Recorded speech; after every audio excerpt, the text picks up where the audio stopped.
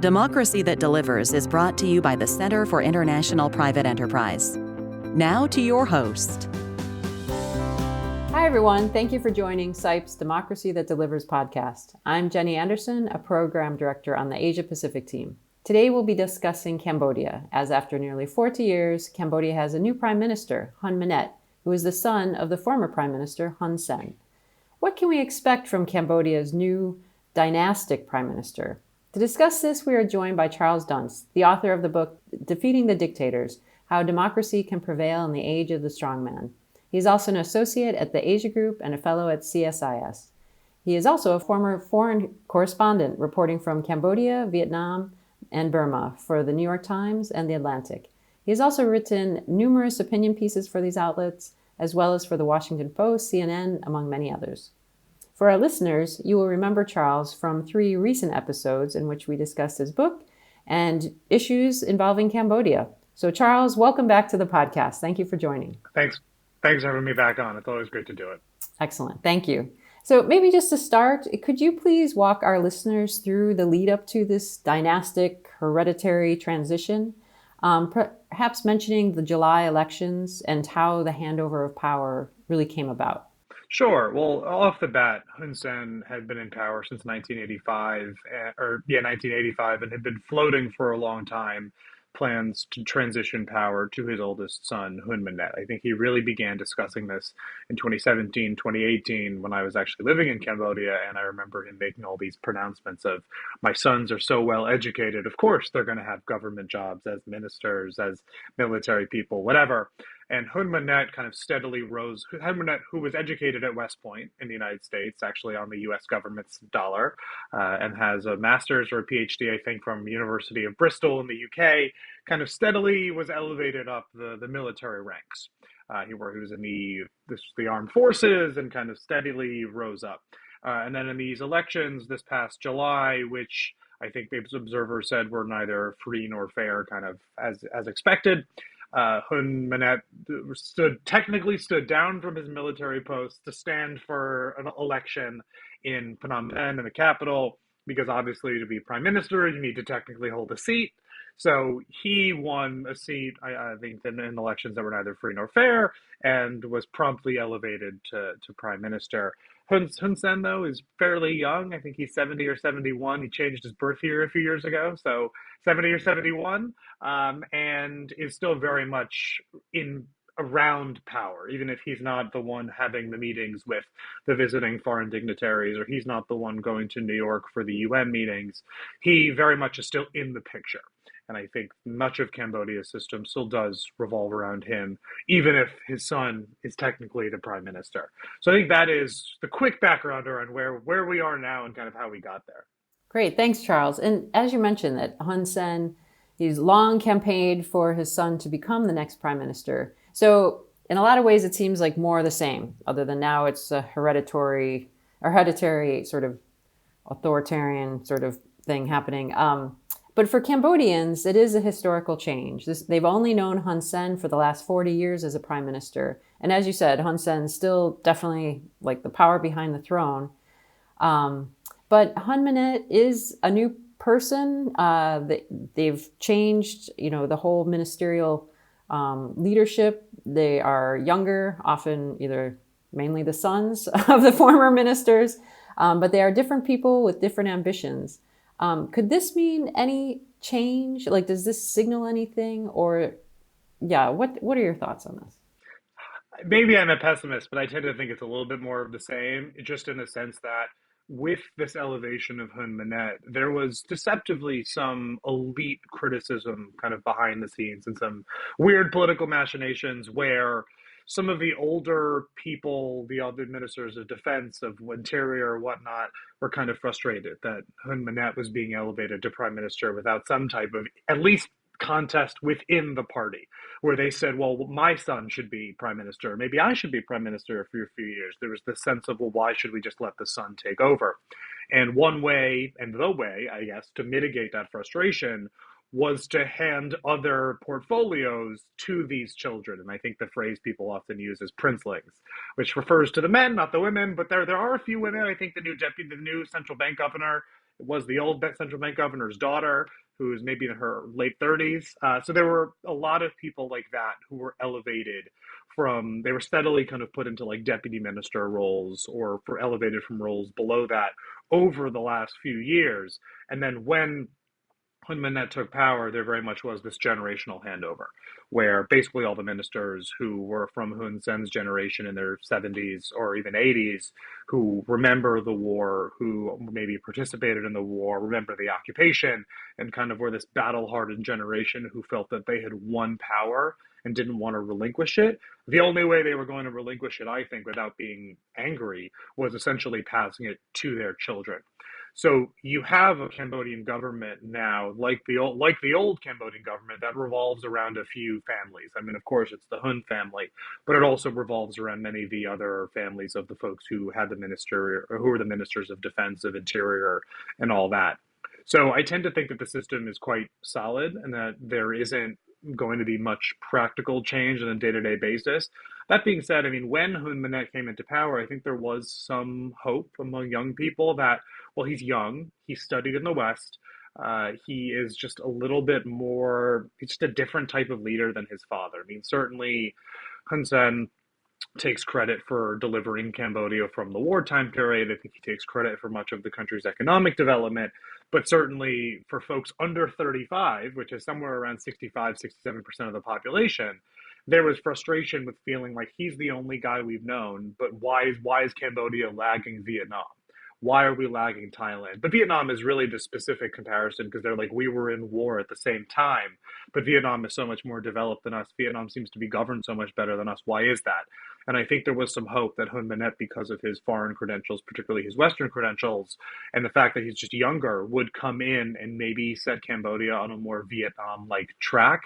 I think that has not happened. There have been more crackdowns on political opposition in recent weeks. I think more crackdowns on the free press, more crackdowns on opposition activists. So I think much of the optimism that was there initially that I saw among Cambodian young people and on social media, I think has fairly quickly dissipated. And I think that's partially because for Hun Manet, he does not enjoy the same public legitimacy that his father did. Certainly, Hun Sen's public legitimacy waned in recent years because as the population got younger, the people who remember the wartime period and the people who remember Hun Sen delivering them from that wartime period got smaller. But there are certainly older people in the villages and really outside of Phnom Penh, kind of the cosmopolitan capital. Outside of Phnom Penh, there are certainly a lot of people who feel indebted to the Hun family and are supportive of the Hun family. And that's in no small part because there are schools across the country named the Hun Sen Primary School that are funded by the government. And there are very clear efforts to kind of win that public legitimacy, whereas Hun Manet doesn't have any of that. He wasn't around for the wartime period. And I think many people consider him, this is not a Cambodia specific problem, but it's the son of any leader is kind of the spoiled princeling who got to study in the West, while Hun Sen has no college degree. He fought in a war. He lost his eye. He knows how to go to the Cambodian villages and speak to these people in a way that resonates, whereas Hun Manet has not yet gotten there, which I think is partially why you're seeing, at least in the short term, more hardened crackdowns, because I think there's a sense of maybe this more softer approach coupled with a few crackdowns here and there won't work. And there's a sense of maybe we actually need to rely a little bit more on these harsher moves. Yeah, you mentioned legitimacy. I think another Hun Sen sort of, or the Cambodian People's Party's sort of quest or claim for legitimacy has been them consistently emphasizing their ability to deliver economic growth, sort of in exchange for this move towards authoritarianism. So the thing of Hun Manet's legitimacy, but in light of China's recent economic downturn, which China being Cambodia's main funder or patron, what does this mean? Like, how do you see these two sort of events, the recent change as well as the downturn in China's economy, impacting Hun Manet's quest for legitimacy in this new position? Sure. I mean, the China-Cambodia economic relationship operates on a few tracks where obviously there was a relatively recent free trade agreement on top of China's agreement with ASEAN that expanded some trade between them in terms of like agricultural products, where it made it easier for Cambodia to export mangoes and stuff like that to China, which is not unimportant, but that's kind of track one is the traditional trade. And track two is Beijing, the Chinese government basically just offering a lot of money to the Cambodian government for infrastructure projects or for aid and all that. That's really just government to government financing. And I've seen no indications that even as China's economy slows, that Chinese policymakers are stepping back some of those funds for the government. That I haven't really seen yet. But I do think the fact that Chinese consumers at home are just spending less money, they're less confident about their own economic futures, could reverberate on Cambodia. That being said, I mean, I think the impacts are probably most going to be felt on kind of Chinese consumers. If any consumer has less money in their pocket and is not confident about the economy, you're going to spend less on luxury products. So maybe like really fancy electronics and vacations. And Cambodia's exports are not really that, but you could still nonetheless, I think, see some downturn in maybe Chinese purchases of Cambodia's mangoes or other products. And I think Cambodia's leadership understands this. They understand that in linking their entire economy, I mean, that's overstated, but linking their economy mainly to China while ties with the EU and ties with the United States are relatively poor, and economic ties are real, but I think the business environment has soured. I think Cambodia understands that linking their economy so closely to China is not the smartest idea, which is why I think in recent years you've seen Cambodia's leadership pursue free trade agreements with like Bangladesh, Japan, South Korea, the UAE. There's an understanding of the need to diversify Cambodia's economy beyond China. And that's part of the reason why Hun Manet kind of made his recent diplomatic debut. Not quite, he went to China first, but he did go to the UN General Assembly in New York and held several meetings with senior U.S. business leaders, folks who do business in Cambodia or folks who do business across ASEAN and are considering doing business in Cambodia. And I think he's trying to pitch Cambodia as saying, we have our labor is cheap, our labor standards are actually slightly higher than a Bangladesh. I mean, certainly the garment workers' labor rights are not super high. I mean, this is not maybe like a Japan level economy at all, but the standards are higher than they are in Bangladesh. And obviously, many garment producing companies had been relying on Burma and have since the coup and subsequent war, have been trying to figure out where to diversify. And I think Cambodia is a real option. So Hun Manet travels to New York and is pitching that, but is also pitching, I think, higher level supply chain investments in terms of, I mean, Cambodia, they do some car part production, not a ton, but a little bit. So he's pitching Cambodia as saying, like, we offer all these things, we can, help, you can align with our objectives and get favorable treatment. But the problems that persist is that Cambodia is not a predictable business environment. The government is not run as well or as cleanly as in Vietnam. And Vietnam is not perfect by any means. But the level of corruption on a day-to-day basis in Cambodia, I think, far outstrips that in Vietnam, which causes problems for Western businesses, where obviously if you're a U.S. company, you are not willingly going to engage in a system where you have to, have 18 meetings with the local bureaucrat to get your factory built. And then, the bureaucrat's going to expect that you hand over an envelope with $100 every time you meet them. That's not something an American business is going to do. You're going to opt for a place like Vietnam instead, where that's not the case for a variety of other reasons. So Cambodia's trying. They are pitching themselves. They've hired a bunch of lobbyists in Washington to push their case on the Hill. They've hired a communications firm in Washington to push their case in public. Cambodia's ambassador to the U.S. has done a bunch of public engagements. I mean, he recently spoke at an event at Johns Hopkins with the senior official from the U.S. National Security Council, and this is all public. And they're trying to engage better with the United States, and they're trying to up their image. I'm just not sure if it's working, and that's for a variety of reasons. Where I think the United States, U.S. policymakers just fundamentally distrust the Hun family, and I think they understand that as long as Hun Sen is there, he's not the prime minister, but he's very much still there. I think as long as he's kind of the power behind the throne, there is a limited ability for Hun Manet to actually change things. That doesn't mean he won't try, and it doesn't mean that he's not going to try and diversify Cambodia's economy. I think through other trade agreements and by maybe deepening ties with Japan and South Korea, which do historically have better economic ties with Cambodia than we do. Then that's for a variety of reasons, but mostly just because I think Seoul and Tokyo deprioritize some of these values concerns and have placed an increased priority on just boosting the economic relationship. So Cambodia's trying, but there's this problem around, I think, A, their perceived geopolitical alignment, and B, just domestic capacity, where the fact that US and European policymakers perceive Cambodia to be China aligned, and you can see that with concerns about potential Chinese access to a naval base in the Gulf of Thailand, reports about a Chinese built airstrip in the middle of the jungle. All of that stuff fuels this notion in Washington and in Brussels and elsewhere and in London that Cambodia is essentially China aligned. And what that means is that people are not going to friendshore. I think that's the phrase that Janet Yellen and other senior US officials are using. They're basically saying, well, we still want to do some trade with China, but we want to make sure that we don't rely on China for the production of things like semiconductors or medical technology or all that. So we want to friendshore those products, those supply chains out of China, at least partially, and into trusted partners like Vietnam. I think Vietnam, like Malaysia to some extent. And I don't think anyone's seriously considering friendshoring to Cambodia because we don't trust the Cambodian leadership enough. That's kind of point one. And point two is the fact that Cambodia does not have the human capital that Vietnam has, like Malaysia does, and corruption is more pervasive in Cambodia than in either of the two. So Cambodia there's still a lot that will fuel growth in the short term because Cambodia is still it's still very much an underdeveloped economy where there are roads to be built, there are airports to be built, there is infrastructure to be built that will fuel growth.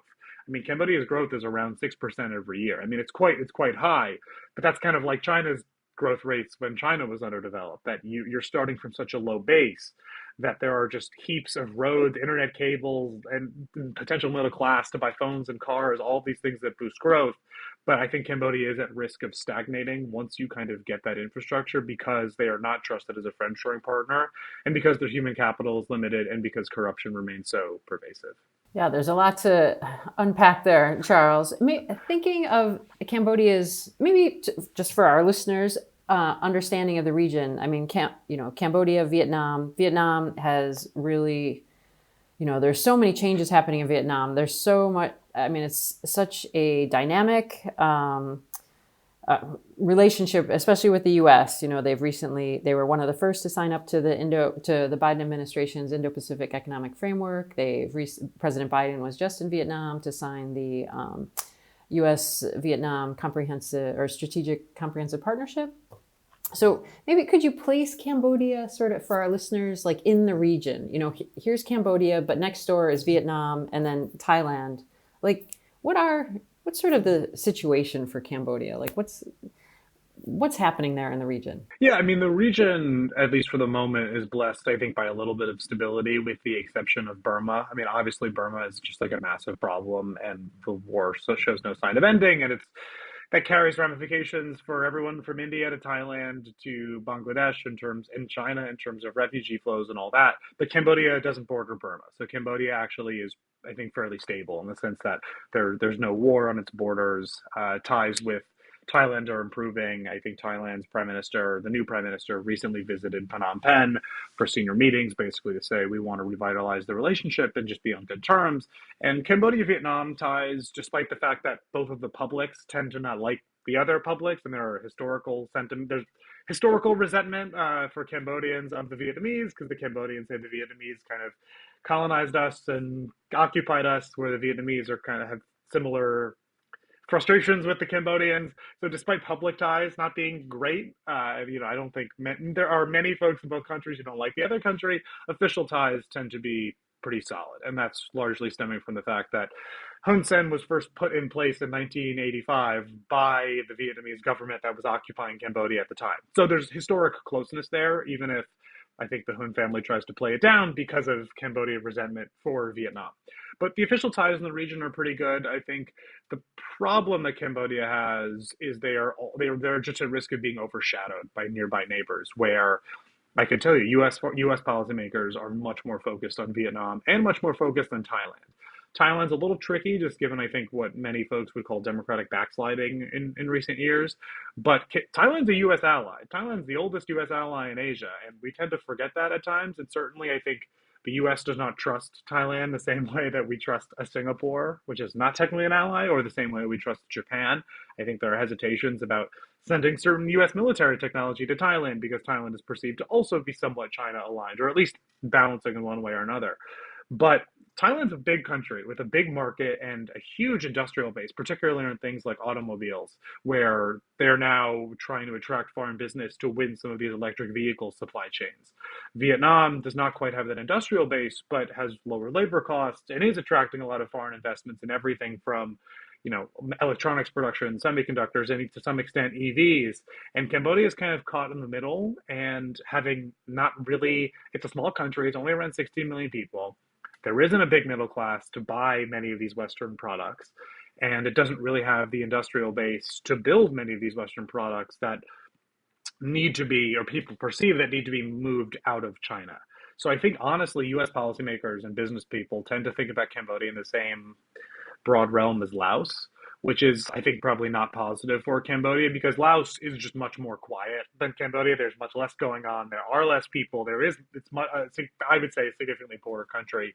There is just less business going on there. And Cambodia and Laos are not identical, but I think Cambodia is a little bit at risk of being written off by US policymakers and business people as basically saying this country just isn't worth the effort because of how bad the political relationship is.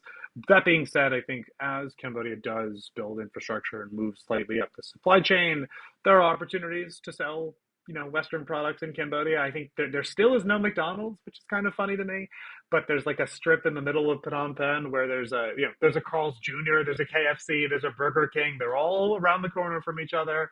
There's a Starbucks. You're seeing more of those Western consumer brands, at least, if not only in the capital city, basically saying not only are there a lot of middle class Cambodians who have the money to buy, fancy coffees and hamburgers and Whoppers, but there's also just a large expat community in Cambodia, in Phnom Penh as well. So there are opportunities, I think, on the margins, but Cambodia is not being prioritized as, I think, a major economic or geopolitical player in Southeast Asia the same way Vietnam and Thailand are. That being said, there's a little bit of irony here, whereas I think for 30-ish years, policymakers in the West essentially considered Cambodia kind of secondary, where we said there is no strategic, we don't really care about Cambodia strategically. It's not on the South China Sea. It's not a bulwark against China. It's just kind of there. Like it's this small 60 million person country that it's relevant, it's interesting, but it's not top of mind. And we basically said, I think because it's not strategically so important, we can press a values-based agenda. So that's why you saw, sanctions, criticism of, and I think rightly so, of the kind of crackdown on democracy in Cambodia. But you have this irony of the fact that we considered Cambodia strategically unimportant. So we imposed sanctions, we criticized them, we kept Hun Sen at arm's length.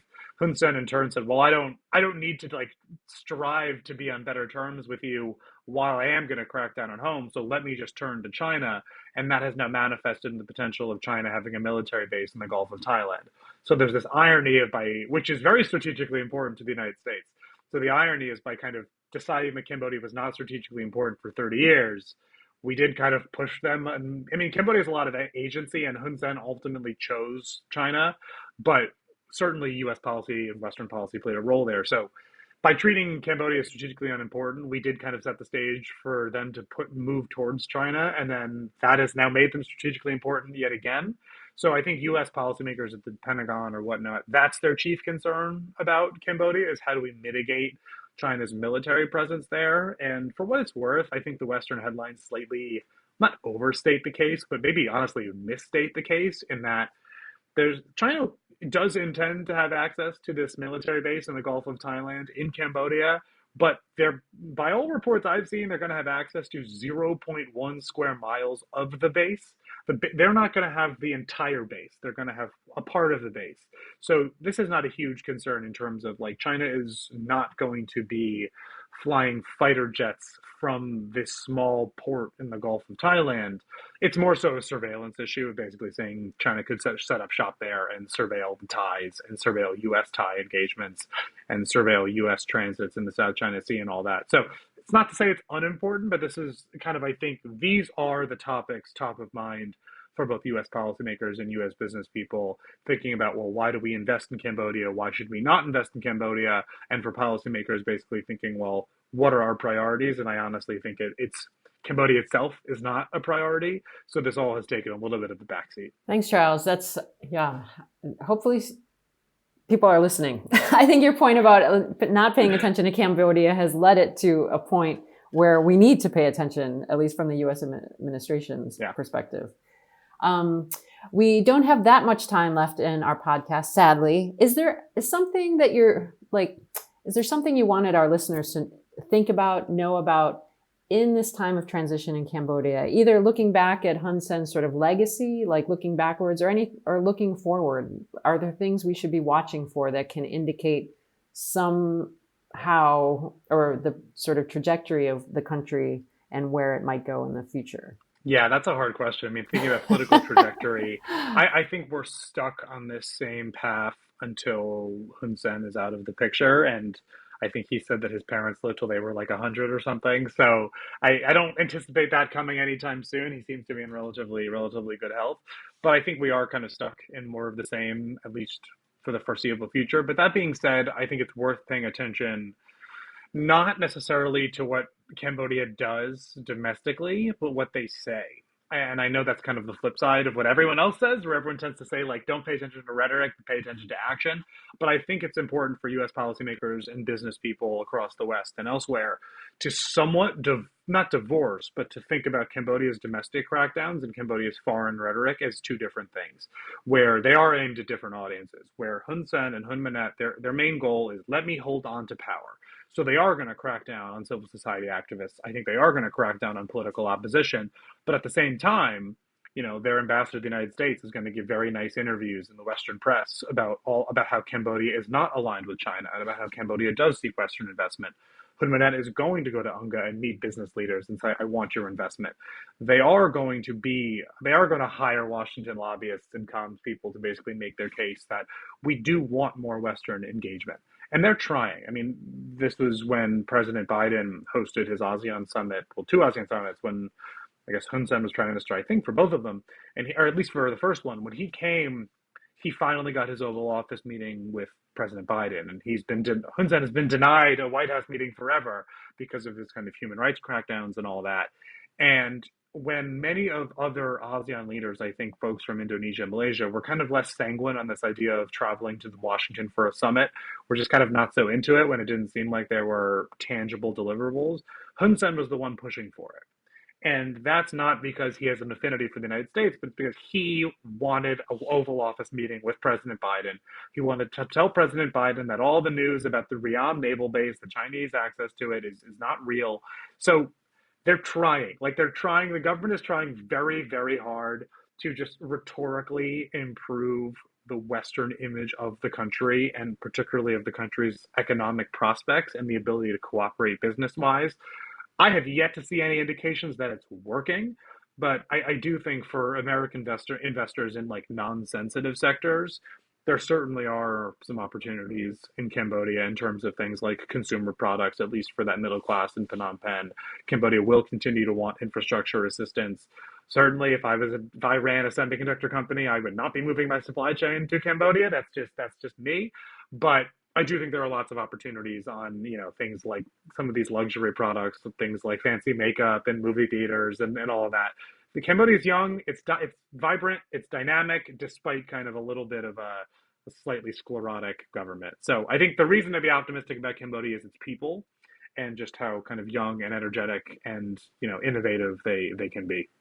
Great. Thank you, Charles. I mean, it feels like there's so many more things to talk about, sort of tangential to what's happening in Cambodia. But yeah, you've given us a lot to think about. Other things to explore, perhaps on another future podcast together.